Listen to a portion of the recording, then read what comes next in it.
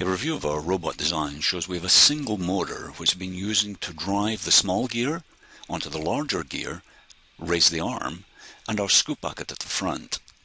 What we want to find out is a single motor good enough to do that.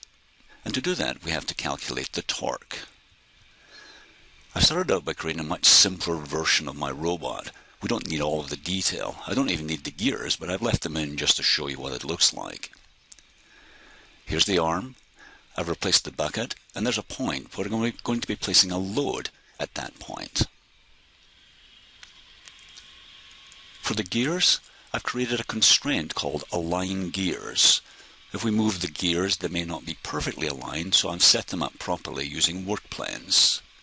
I have to turn that off so it can move. I'm going to add a second constraint, and that's a motion constraint. Change the solution, and select two circular surfaces, one on the small gear and then on the larger gear. I know there are a 12 tooth and an 84 tooth gear. 1:7 is the ratio. Now with that in place, we can see that the small gear will rotate 7 times, while the larger gear will rotate only once. I'm going to put that back into position, a little almost horizontal. And with that in place, I can now go over into dynamic simulation. That's an environment. There are a number of them, such as dynamic simulation, stress analysis, and frame analysis. Let's go into dynamic simulation. We can see the simulation player, and you'll also notice that the browser is a little bit different. Because of the default settings, any assembly constraints are converted to standard joints. And we'll have a look at the types in just a moment.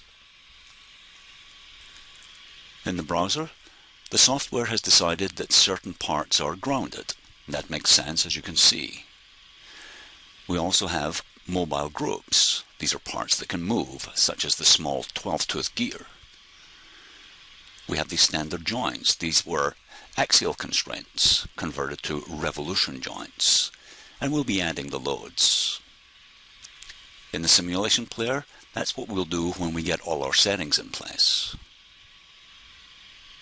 Now let's insert a joint, and that's going to be between the gears. You can see all the categories, slightly different names, so if you need help, just click on that icon. These are the major categories, and here are the subcategories.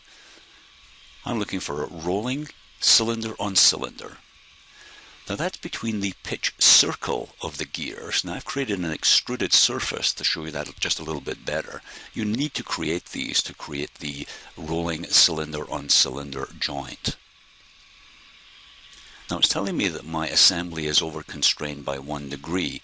That's because I have that rolling cylinder on cylinder, and I also had the motion constraint, and you can see that. It will go away with a couple of other settings.